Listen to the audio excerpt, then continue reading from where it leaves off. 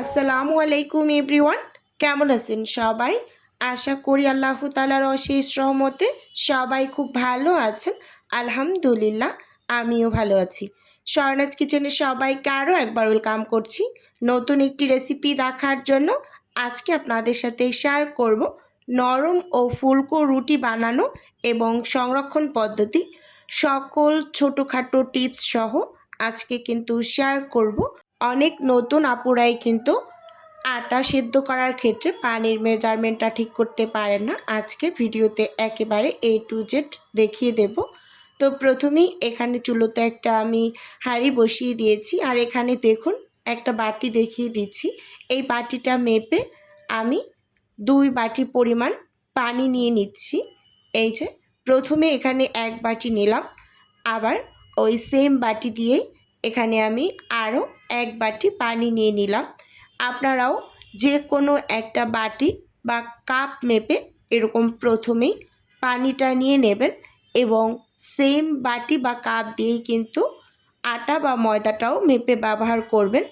এই যে এখানে আমি 1 চা চামচের থেকে একটু কম হবে লবণ দিয়ে দিলাম এবং এখানে সামান্য একটু 1 চামচের মতো হচ্ছে তেল দিয়ে এবার চুলোটাকে কিন্তু অন করে নিয়েছি আর ঢাকনা দিয়ে কিন্তু ঢেকে দিয়েছি, দেখতেই পাচ্ছেন। তো সব সময় একটা জিনিস রুটি তৈরি করার ক্ষেত্রে মাথায় রাখতে হবে, আমরা যে বাটি বা কাপ দিয়ে পানিটা মেপে নেব, ঠিক ওই বাটি বা কাপ দিয়ে আটা বা ময়দাটাও মেপে নেব। 1 কাপ পানির জন্য 1 কাপ আটা ব্যবহার করব, 2 কাপ পানির জন্য 2 কাপ আটা ব্যবহার করব। এই যে স্কিনে ভালোভাবে লক্ষ্য করুন, পানিটা একেবারে টক বগিয়ে ফুটে উঠেছে। ঠিক এই পর্যায়ে আমি ওই একই বাটি দিয়ে এখানে 2 বাটি পরিমাণ আটা নিয়ে নিচ্ছি। আমি এখানে তীর আটাটা ব্যবহার করছি। আমি 50 পিস রুটি তৈরি করব আমার অর্ডারের জন্য। তো তাই ভাবলাম, অনেক নতুন আপুরা আছে যে এই আটার কাইটা পারফেক্টলি সেদ্ধ করতে পারে না, সেজন্য আজকে কিন্তু আমি A to Z একেবারে ভালোভাবে বুঝিয়ে দিয়েছি যে সেদ্ধ আটার রুটির ক্ষেত্রে ঠিক এভাবে করে যদি আপনি কাইটা তৈরি করেন তাহলে কিন্তু নরম এবং ফুলকো রুটি আপনিও বানাতে পারবেন। একেবারে টুপির মতো ফুলে উঠবে প্রত্যেকটা রুটি। তো এই যে দেখুন, ভালোভাবে কিন্তু আটাগুলোকে আমি সুন্দর মতো কাই করে নিয়েছি। এবার 3 থেকে 4 মিনিটের মতো চুলোর উপরেই ঢাকা দিয়ে রেখেছি। এবার 3 থেকে 4 মিনিট পর আমি এটাকে চুলো থেকে নামিয়ে একেবারে অফ স্কিনে গরম গরম অবস্থাতেই মধ্যে তারপর এরকম ছোট ছোট করে লেচি কেটে নিয়েছি। এখানে আমি 28 পিস লেচি তৈরি করেছি। আমি 50 পিস রুটি তৈরি করব, তো সেজন্য কিন্তু 2 বারে আমি কাইটা করে নেব। একসাথে বেশি পরিমাণ কাই করতে গেলে হয়তো বা ভালো হবে না, তো সেজন্য আমি 2 বারে করে নিয়েছি। তো দেখুন, এখন কিন্তু রুটিগুলোকে আমি বানিয়ে নেব। আর সবগুলো এরকম প্যারা শেপ করে নিয়েছি, যেহেতু আমি কিন্তু পাশে ঢাকা দিয়ে রেখেছি। যদি ঢাকা ছাড়া রেখে দেন তাহলে উপরটা ড্রাই হয়ে ফেটে ফেটে যাবে। অবশ্যই আপনাকে ঢাকা দিয়ে রাখতে হবে যাতে বাতাস না লেগে উপরটা ড্রাই হয়ে না যায়, শক্ত হয়ে না যায়, এদিকটা খেয়াল রাখতে হবে। তো এখানে কিন্তু আমি এই যে ওপর থেকে শুকনো ময়দা বা আটা ছিটিয়ে ছিটিয়ে রুটিটাকে তৈরি করে নিচ্ছি, দেখতেই পাচ্ছেন। একেবারে ঘুরিয়ে ঘুরিয়ে চারপাশ সমান করে পাতলা করে রুটিটা বেলে নিতে হবে। আমার যতটুকু জানা, সবাই কম বেশি পাতলা রুটিটা খেতে পছন্দ করে। আর আমার এই বিজনেস ক্যারিয়ারে আমি যতগুলো রুটির অর্ডার দিয়েছি, তো প্রত্যেকটা আপুকেই বলতে শুনেছি যে আপু, রুটিটা একটু পাতলা করে বেলে দিবেন। কারণ হচ্ছে পাতলা রুটিটা আমরা সবাই পছন্দ করি, রুটি কখনো মোটাটা খেতে আসলে ভালো লাগে না, এরকম ব্যাপার আর কি। তো দেখতেই পাচ্ছেন, কথা বলতে বলতে এখানে আমি একটা রুটি বেলে নিয়েছি। তো এভাবে করে সব রুটিগুলোকেই কিন্তু খুব সুন্দরভাবে আমি বেলে তারপর সেঁকে নেব। যেহেতু আমি 50 পিস রুটি 2 বারে তৈরি করছি, মানে প্রথমবার কিছু কাই করে নিয়েছি, তো সেগুলো দিয়ে রুটি তৈরি করার পরে কিন্তু আবার কাই করে আবারও রুটি তৈরি করে নিয়েছি। প্যাকেট করার সময় 50 পিস একসাথেই প্যাকেট করে নিয়েছি। আমি 50 পিস রুটি তৈরি করেছি, 2 ঘন্টা প্লাস সময় লেগেছে আমার। একসাথেই এক হাতেই করে নিয়েছি, কারণ 2-3 বারে করতে যাইনি, যেহেতু আমার একটা ইমার্জেন্সি ডেলিভারি ছিল, তো সেক্ষেত্রে একটু তাড়াতাড়ি করতে হয়েছে। তো দেখতেই পাচ্ছেন খুব সুন্দরভাবে একটার পর একটা রুটি কিন্তু আমি বেলে নিচ্ছি।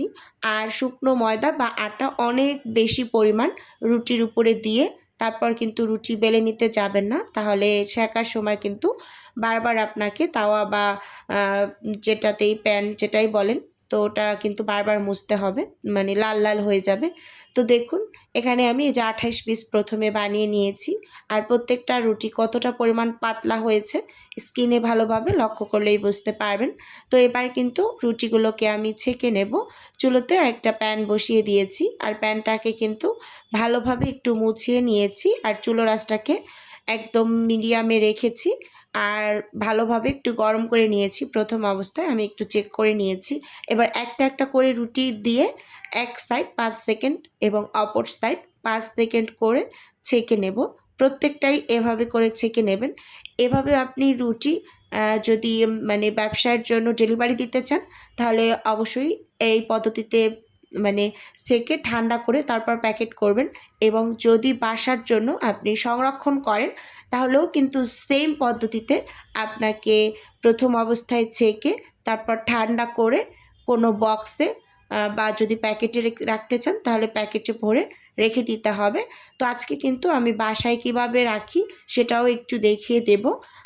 সব শেষে আমি অতটুকু ক্লিপ আপনাদের জন্য রেখে দিয়েছি, যে বাসায় এভাবে রেখে দিতে পারেন বক্সে টিস্যু পেপার দিয়ে নর্মাল ফ্রিজে, বেশ 1 সপ্তাহ পর্যন্ত ভালো থাকে। আর ডিপ ফ্রিজে তো আপনি 1 মাস পর্যন্ত সংরক্ষণ করতে পারবেন। এই যে দেখুন একটা একটা করে এখানে সব রুটিগুলোকে আমি ছেঁকে নিয়েছি। এবার হচ্ছে ফ্যানের নিচে ডাইনিংয়ের উপরে একটা পরিষ্কার ওড়না বিছিয়ে আমি প্রত্যেকটা রুটিকে আলাদা আলাদাভাবে ছড়িয়ে তারপর ঠান্ডা করে নিচ্ছি। একেবারে পুরোপুরি ঠান্ডা করে নিতে হবে। তো দেখুন এখানে কিন্তু আমি একসাথে 50 পিস রুটির একটু ক্লিপ নিয়েছি। এখন এই যে আমি এখন প্যাকেট করে তারপর কিন্তু ডিপ ফ্রিজে রেখে দেব। তো প্যাকেট করার ভিডিওটা আপনাদের একটু দেখিয়ে দিচ্ছি। প্রথমে একটা পলি পেপার দিয়েছি, এর উপর আমি আরেকটা পলি পেপার দিচ্ছি। তো দেখুন একটার উপর একটা পলি পেপার দিয়ে প্রত্যেকটা রুটি আপনাকে রেখে দিতে হবে। তো আমি হচ্ছে একটা প্যাকেটে 10 পিস করে রাখি, অনেকে 6 পিসও রাখে, তো আমি 10 পিস করে রাখি, প্রতি প্যাকেটে 10 পিস। তো এটাই আমার কাছে সুবিধা মনে হয়, রুটি হোক বা পরোটা যেটাই হোক। তো দেখুন এভাবে করেই প্যাকেট করবেন যারা ছোটোখাটো বিজনেস করতে চান, তো তাদের জন্য এই যে প্যাকেজিংয়ের ভিডিওটুকু একটু দেখিয়ে দিচ্ছি। আর যারা বাসায় রাখবেন এরকম প্যাকেট করে রাখতে চাইলে তো মানে রাখতে পারবেন, এবং বক্সে ভরেও কিন্তু রেখে দিতে পারবেন, কোনো টাইপের অসুবিধা হবে না। তো ভিডিওর এই পর্যায়ে ছোট্ট করে নিজের বিজনেসের একটু মানে প্রচার করছি। আপনারা তো অনেকেই জানেন যে আমার ছোট্ট একটা ফ্রোজেন আইটেমের বিজনেস আছে। যদি কেউ কোনো টাইপের ফ্রোজেন খাবার অর্ডার করতে চান, তাহলে স্ক্রিনে দেওয়া হোয়াটসঅ্যাপ নাম্বারে নক দিলেই কিন্তু আমি A to Z বলে দেব। আর যদি কেউ অর্ডারটি সরাসরি কনফার্ম করতে চান, তাহলে স্ক্রিনে দেওয়া হোয়াটসঅ্যাপ নাম্বারে সরাসরি কল করে অর্ডারটি কনফার্ম করতে পারেন। শুধুমাত্র ঢাকা সিটির মাঝেই কিন্তু ক্যাশ অন ডেলিভারিতে প্রোডাক্ট দেওয়া হয়। আপনি প্রোডাক্ট হাতে পেয়ে তো ডেলিভারি ম্যানের কাছে পেমেন্ট করে দেবেন। তো আচ্ছা যাই হোক, এই যে এখানে কিন্তু আমি হচ্ছে 50 পিস রুটি মানে 5টা প্যাকেটে মানে 10 পিস করে এই যে প্যাকেট করে নিয়েছি। এখন এগুলোকে আমি হচ্ছে ডিপ ফ্রিজে ফ্রোজেন করে তারপর কিন্তু ডেলিভারিটা করে দেব। তো আপুর কিন্তু ভাজা পুলির পিঠাও অর্ডার ছিল, তো সেগুলোও কিন্তু আমি বানিয়ে নেব অফিস কিনে। আর বাসায় আমি ঠিক এভাবে করে রুটি সংরক্ষণ করি। একটা বক্সের নিচে আমি টিস্যু পেপার দিয়ে তারপর একটার উপর একটা রুটি দিয়ে দিচ্ছি, যেহেতু রুটিগুলো ছেঁকে নেওয়া লেগে যাবে না, তো কোনো টাইপের পলিও ব্যবহার করছি না, যেহেতু নর্মাল ফ্রিজে রুটিগুলো সংরক্ষণ করব, এতে কোনো টাইপের অসুবিধা হবে না। উপরে আরেকটা টিস্যু পেপার দিয়ে ঢাকনা লাগিয়ে আমি নর্মাল ফ্রিজে 1 সপ্তাহের মতো রুটি সংরক্ষণ করি, সব সময় এই কাজটাই করে থাকি। তো আজকের ভিডিও বন্ধুরা আপনাদের কাছে ওভারঅল কেমন লেগেছে চাইলে অবশ্যই কমেন্টস করে জানাতে পারেন। আল্লাহ হাফেজ, আসসালামু আলাইকুম।